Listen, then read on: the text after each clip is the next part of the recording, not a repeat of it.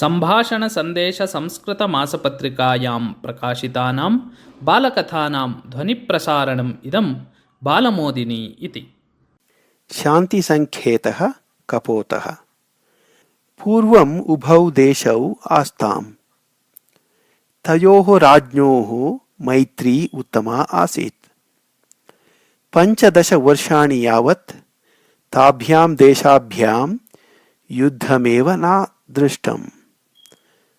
अथ कदाचित् तयोः अन्यतरस्य राज्ञः मतिः भ्रष्टा जाता।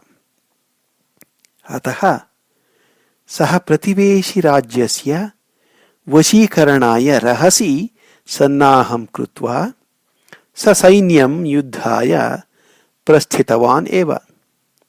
15 वर्षाणि युद्धमेव न आसीत् इत्यतः अन्येन राज्ञा न ज्ञातम् आसीत् यत् शस्त्रास्त्रादीनि, युद्धसाधनानि, सैनिकवेषादीनि च कुत्र सन्ति इति। अतः सः युद्धदिने प्रातः मातरम् अवदत्, अम्बा, मम शिरस्त्राणम् आनाय्य दीयताम् इति। आयुधागारं प्रति स्वयं गता माता अचिरात् एव रिक्तहस्ततया प्रत्यागता। किमर्थं शिरस्त्राणं न आनीतम् इति पृष्टं राज्ञा।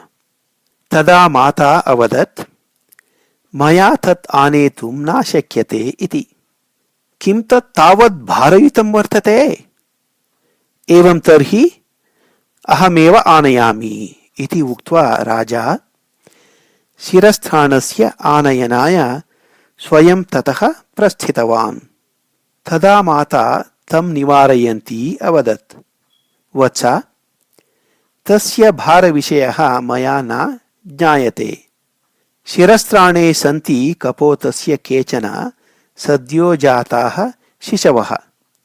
कपोताः शान्तिभङ्गं सर्वथा न इच्छन्ति। यदि भवान् तत्र गच्छेत् तर्हि कपोती ततः उड्डीय गच्छेत्। तदा कपोतशिशवः मरणं प्राप्नुयुः। तच्च देशस्य हिताय न भवेत् इति। मातुः आशयं पुरस्कुर्वन् राजा शिरस्त्राणम् अधृत्वा एव रणाङ्गणं गतवान्। एतत् लक्षितवान् शत्रुराजः तम् अपृच्छत्, शिरस्त्राणम् अधृत्वा एव किमर्थं रणाङ्गणं प्रति आगतं भवता इति। तदा राजा प्रवृत्तं सर्वम् अवदत्।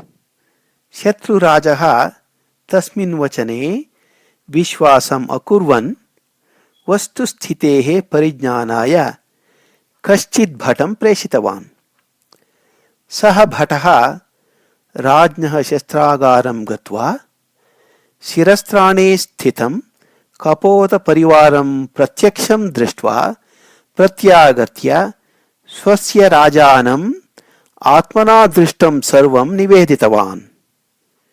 एतत् श्रुत्वा महत् आश्चर्यम् अनुभवन् शत्रुराजः प्रतिवेशिराजस्य शान्तिप्रियताम् अभिनन्दन् अवदत्, मित्र, कपोत्याः तस्याः शिशूनां च नाशनं भवतः माता न इष्टवती।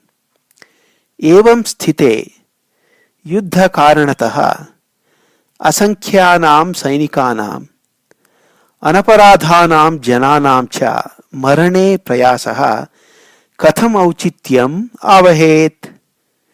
विवेकिभिः अविचिन्त्य न व्यवहरणीयम्। आवां सम्भूय शान्तिं रक्षाव, शान्तिं सर्वत्र प्रसारयाव।